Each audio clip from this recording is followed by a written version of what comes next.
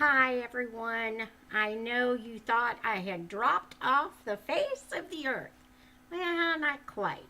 We've just had a lot going on here, and I haven't felt so well, but we're back to normal now, and so we will begin today with chapter 13 of the Shakespeare Stealer. I didn't forget about you. Okay, here we go. Chapter 13. Despite my exhaustion, I lay awake a long time that night, wondering how I could possibly survive another week of lessons until such time as Hamlet came around again. And how would I manage to transcribe it unobserved? I tried hard to think of some alternative. Perhaps I could copy out the players' individual parts from their sides. The problem with that was that they had all learned their parts and seldom used the sides. What about the book used to prompt the players then? But I had seen how diligently Sander guarded it, never letting it out of his hands, let alone his sight. At last my battered brain succumbed to sleep. The following day, Sunday, the theatre was closed. I was grateful for the day off and for the chance to sleep late. In truth, I slept only an hour or so past Martin's. Then several of Mr. Pope's orphans invaded our room, begging for stories and horseback rides. At first I refused. Bad enough to be called hoarse by Nick, but now I was expected to behave as one.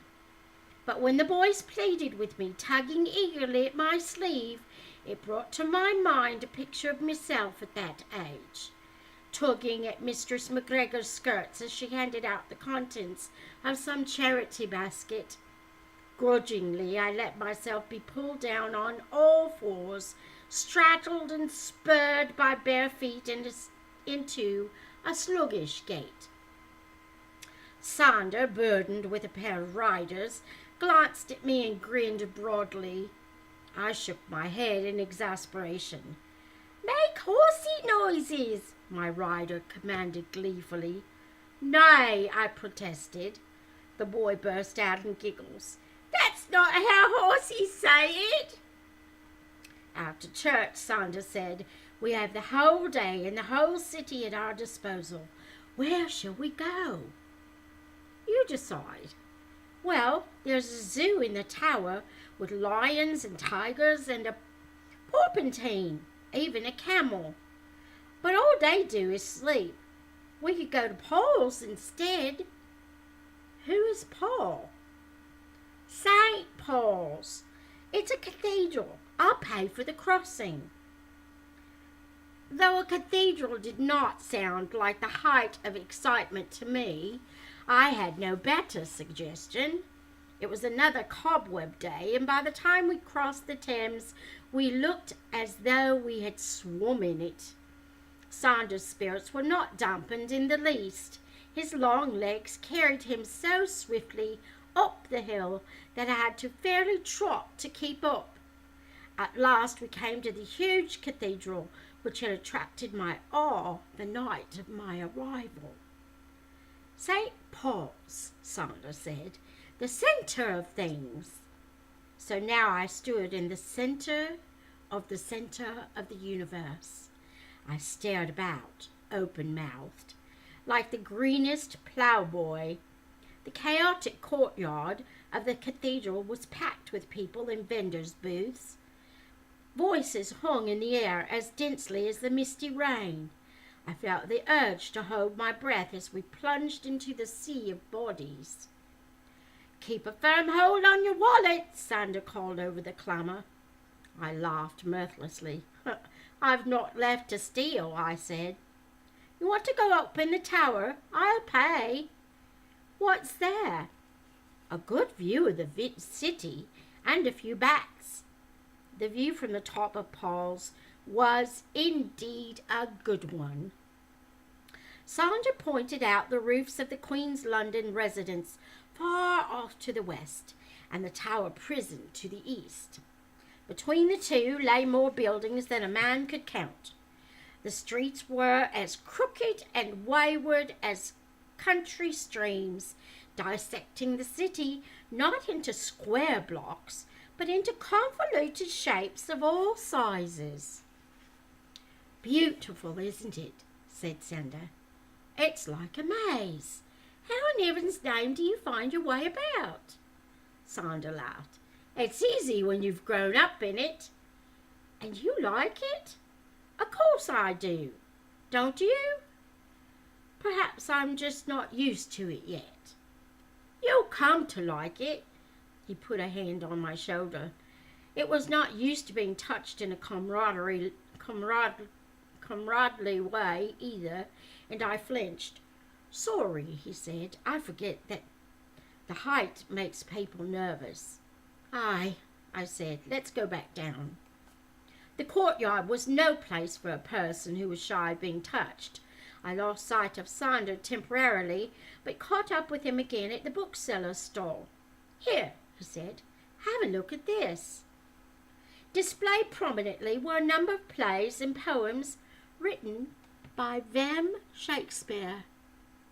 "Is that our Mr. Shakespeare?" "Of course." Eagerly I searched for a copy of the tragedy of Hamlet. Then I realized, of course, if it were bound and printed like these, Simon Bass would never have gone to the trouble to send me and Falconer here. He would simply have bought one. They say that if you mention the devil's name, he is likely to appear.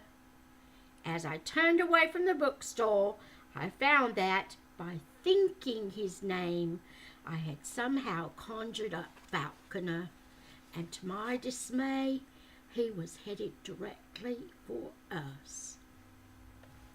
I could not have said whether or not he saw me. As always, his hood sheltered his face. He was pushing his way impatiently through the crowd, but then he always did that. Perhaps it was not too late to avoid him. I plunged into the shifting maze of people. Sander shouted after me, "Widge, where are you going?"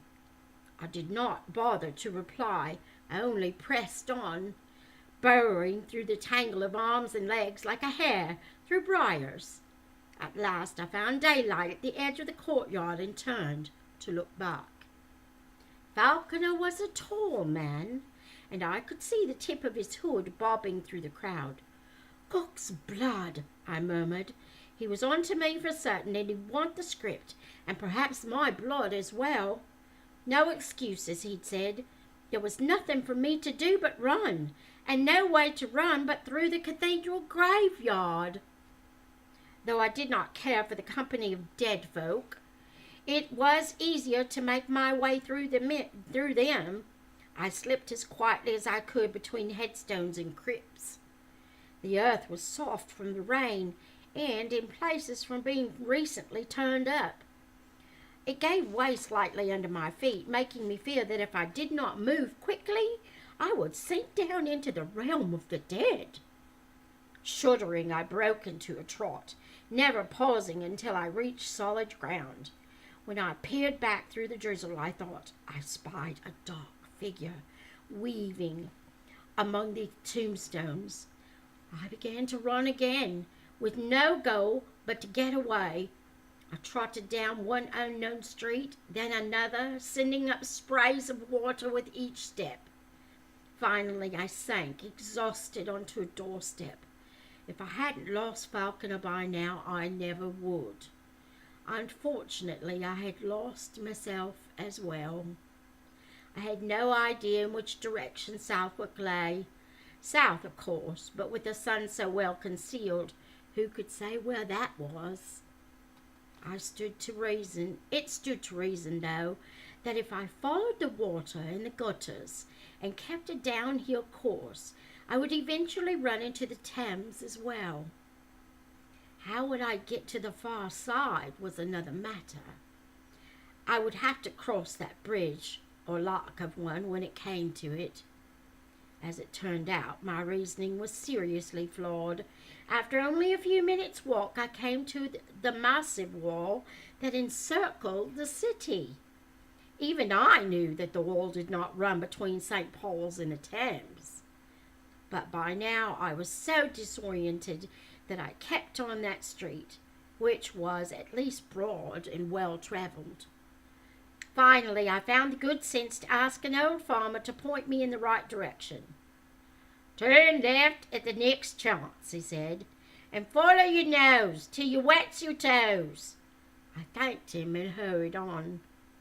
The thoroughfare onto which I turned seemed innocuous enough at first, but after a time I noticed that each block was a bit more dismal looking than the last.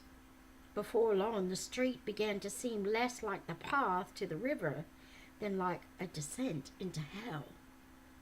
The prosperous merchants and busy tradesmen had disappeared, and in their place were coarse women and menacing men, bands of noisy, grimy children, and scores of beggars. Lining both sides of the street were ramshackle booths and huts constructed of any material that would keep out the weather. Hides, sticks, mud. My impulse was to turn and retrace my steps, but I told myself that I could not possibly be far from the river now, so I kept on, dodging piles of muck. I did not see the two youths until they were directly before me, blocking my path. My immediate impression was that they were large of body, with large grinning mouths and large daggers at their belts. Separately, each would have been daunting. Together, they were terrifying. I stepped back. They stepped forward. I stepped aside. They followed. "What do you want?" "What have you got?" one of them asked. "Naught but the clothes on me back." He fingered the hilt of his dagger. "We'll have that then." And that is the end of chapter 13. So let's go on to 14. Poor Widge. He is so lost in London. Bless his heart. I just feel bad for the kid. Okay, chapter 14. I took a few more backward steps, preparing to run. "You won't get far," the boy said. "There's not a man or a woman in sight that won't help catch her. We're all one big family here, you see, and we don't like strangers. I was just passing through." "Well, then you got to pay a passing through fee." He drew his dagger. "Now, what will it be, your clothing or your ears?" "Neither," said a voice behind them. The large boys turned, and I took immediate advantage of the distraction.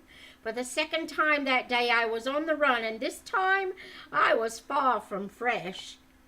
Hans reached out to stay me, but I was a confirmed master of dodging, and left them with a handful of air. I expected at any moment to hear the boys thundering after me. Instead, I heard my name being called. "Widge! Wait, Widge!" I raced on, nearly blind with panic and fatigue. How had they learned my name? "Widge!" the voice called again, high and clear. "Wait, it's me!" I slowed and half turned. The two bully boys were nowhere in sight. Instead, a slighter and far more welcome figure was chasing after me. "Julian!" I gasped. I stumbled over some obstacle and fell to my knees, struggling for breath. Julian reached me and held out a hand. I pushed it away. "I can manage." "Yes, well, you wouldn't have managed if I hadn't happened to show up just then, would you? Come." He guided me to a booth with grain sacks piled against it. "Mind if we rest here a bit, Hugh?" he asked the man with the booth. "A fixin' your axe, my dear?" "Ah, anything you ax, my dear," the man said. "You seem to be kenned here," I observed when my breath had caught up with me. "Known, you mean? I should hope so. It's where I was born and raised. Alsatia, we call it." "You grew up here?" I looked at our squalid surroundings, then at Julian, whose appearance and manner spoke of better things. He shrugged. "There's worse places." "None that I've seen." "Watch what you say, or you may never leave. Not standing up, at any rate." I glanced about nervously and got to my feet. "I leave now, then, I wiss." I pointed down the street. "The river's that way." "I may as well go with you. It's only an hour or so until curfew, anyway." "But you said you lived here." "No longer. Not since I began my apprenticeship 3 years ago. I live with Mr. Phillips and his wife now." "And your parents? They don't mind?" Julian gave a humorless laugh, but said nothing. I looked back over my shoulder. "How is it you escaped those two back there so easily?" "They wouldn't dare touch a hair of my head. I've got friends here that would cut their ears off, and they know it." I rubbed my own ears instinctively. "They came near to cutting mine off, I should thank you." "Yes," he said, "you should." "Well," I said, "thanks, Sin." "You're welcome." I truly was thankful, but at the same time I resented the fact that he'd had to rescue me. Ever since I'd come to London, I'd been getting into situations from which someone else had to extract me. I was weary of feeling foolish and helpless and useless. I had failed even to make fruitful use of the one skill I did possess, the art of charactery. When we descended the rain-slick stairs to the water, Julian asked, "Do you have passage money?" "Nay," I said, feeling helpless yet again. He handed a wherryman 2 pennies and 4 farthings. As we pushed out into the river, he said, "You can repay me when you get your wages." "You mean I'm to be paid?" "When you get through your trial period. It's only 3 shillings a week, but it's better than nothing. Although, come to that, I suppose I'd do it for nothing." "You would? Why?" "Why?" he repeated with a puzzlement equal to my own. "If you don't know, you won't make much of an apprentice, much less a player." "I won't in any case." "Not with that attitude. The only ones who succeed are the ones who want it so badly that nothing will keep them from it." That was hard for me to imagine. I'd never bothered to want anything that badly, for I knew it was no use. In the past few days I'd gotten glimpses of a world very different from the one I was used to, a world I might have wished to be a part of, but knew I never could. What was the good in longing for something you could not have? Life was full enough of disappointments without making more. Once in the South Bank, Julian said, "You can find your way to Mr. Pope's from here." "I'm not wholly helpless," I said indignantly. "I'm glad to hear that." At Mr. Pope's house, everyone was seated at supper. Mr. Pope lifted his shaggy eyebrows in surprise as I entered. "Well, I supposed we had seen the last of you." "Why?" "You wouldn't be the first prentice who's run off. Sanders said you'd found your first day not quite to your liking." "That may be, but I'm not one to quit." He nodded and smiled slightly. Good. Perhaps you'd best change before you come to the table. You look like a drowned cat." As I climbed the stairs to our room, Sandra came up behind me. "Why did you run off like that? Is something wrong?" "Nay," I said, "it's not." "You can tell me, Widge. I can keep a secret." For a fleeting moment, I was tempted to open up to him, but how could I? If I did, I would be burning both my bridges. I could never finish my mission for Simon Bass, but neither could I go on being an apprentice once they had learned the truth about me. I shook my head. It's not. He sighed. I can't be your friend if you won't talk to me. I never asked you to be my friend. I never asked for anything. The moment I spoke the words, I regretted them, but I could hardly take them back. Besides, they carried a certain truth. I didn't want him or any of the players to be my friend, for I would only have to betray them. And yet some part of me wondered how it would be to have a friend and to be one. Blinking, Sander backed away down the stairs. Very well, he said in a hurt voice. I was only trying to help. I spent as much time as I reasonably could drying off and donning my old clothing, which had been washed without my knowing.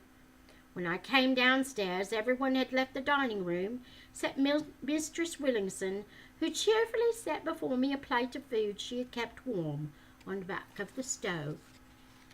My day of rest had proved far from restful, nor did I get much rest that night. Each time I fell asleep, I dreamed of a hooded figure pursuing me and woke in a sweat. As we started for the Globe in the morning, I was heartened to see that, for a change, the sky was clear. But my small delight vanished when we arrived to find that our morning's task was to whitewash the roof thatch. Cook's bread, I grumbled as we climbed the ladder. Why does the thatch have to be made white? Sander laughed. It's to keep it from catching fire again. Wood that had burned to the ground, I muttered. Sander pulled up a bucket of whitewash. What's that? I said, would that we could do this from the ground. I stuck my long-handled brush in the bucket and made a few grudging passes at the thatch, then paused and looked out over the plain of red-tiled roofs below me. Why did they not make this one of tile? Too much of an expense. Aye, and it won't cost them a thing if we breaks our necks. As I made another careless swipe at the rough reeds, I spotted on the road below a cloaked figure that I momentarily took to be Falconer. So startled was I that I lost hold on the brush. It skittered across the thatch and plummeted to the yard 3 stories below. Oh, Holy Mother! What's wrong now? I've lost me brush. I stared gloomily after it. Half the yard was eclipsed from my view. Into the half I could see stepped a man with a large white splotch on one shoulder of his dark brown doublet. Who is that up there? The man called. It's Widge, I replied, in a voice as high and unsteady as my perch. Who? Widge, the new boy. Well, we don't need the yard whitewashed, Widge, nor the players. Aye, sir. I turned to Sander, who was holding a hand over his mouth to stifle his laughter. It's not funny. I struck someone. Who was it? Not Mr. Burbage, I hope. I don't ken. A white with long dark hair and a pointy beard. Sander bit his lip and raised his eyebrows. Mr. Shakespeare. Oh, jizz. Will I have me of dismissed to your wis? Not very like. He's a bit prickly at times, but not mean-spirited. Best go fetch your brush. Before I climbed down, I took another look toward the road. Falconer, if it had been he, was not in sight. We whitewashed no more than the 4th part of the roof before the church bells rang terse, the hour for our lessons to begin. There were fencing exercises made slightly more tolerable by the fact that Nick was gone. No one seemed to know where or why. After fencing one of the hired men, a former apothecary's apprentice named Richard instructed us in the art of painting our faces. As I sat before the looking-glass brushing cochineal on my cheeks, a gypsious-looking man with a high forehead and a mane of curly black hair came up behind me. "A likely-looking lot of lissom ladies, eh, Mr. Shakespeare?" "Very fetching." Mr. Shakespeare glanced down at me. "Have a care now. You don't want that brush to escape you." I flushed with embarrassment. "There, you see, you've reddened your whole face." "I'm sorry about the whitewash," I murmured. "It will wash," he said. "A pity it did not fall a bit to the left. You'd have saved me the trouble of whitening my face for today's performance." His words puzzled me until I recalled his role as the ghost. So Hamlet was scheduled for this very afternoon, and here I was with no table book in which to set it down. "That was meant to be a jest," Mr. Shakespeare said. "Sorry." He shook his head. "Thank heaven my audience is not made up of such sobersides. Sander, see that this lad is given instructions in laughing." Sander grinned. "Yes, sir." When Mr. Shakespeare had gone, Richard looked us over critically. "Very good, Julian. Sander, too much black about the eyes. You look as though you're consumptive. Widge, a little less whitewash next time and smooth it out under your chin. Clean up now, it's nearly dinner time." As we wiped our faces, he said, "It's sunny today, so wear a hat outside, else we'll be having to put a pound of white on to hide the freckles. Remember, it's easier to tan a hide than to hide a tan." Sander elbowed me in the ribs. "Laugh," he said. As it happened, Sander would have done well to leave his face made up. When the time came for the performance, Nick failed to appear. Mr. Hemminges came back and took the book from Sander's hands. "Go, get yourself up in Nick's costume. Do you know his lines?" "I have a nodding acquaintance with them," Sander said, his voice sounding uncharacteristically nervous. "Have the property master give you his side and read from it if you must." "Yes, sir." Sander hurried off. Mr. Hemminges looked after him, rubbing his forehead as though it pained him. Then he glanced over at me and, to my astonishment, thrust the book into my hands. "Widge, you'll hold the book. If anyone seems lost for a line, feed them a few words. Not a whole mouthful, mind you. Just a taste to stop their jawbones moving. Can you do that?" I closed my gaping mouth and said, "Aye," and he strode off to deal with some other crisis. For a moment, all I could do was stare at the book in disbelief. All the fretting and scheming I'd done over how I would copy the play, and suddenly, here it was, handed over to me in one piece, without the slightest effort on my part. All I had to do was tuck it under my arm and turn and walk out of the theater. And that is the end of chapter 14. Until next time, may the Lord bless you and keep you. May he make his face to shine upon you and be gracious to you.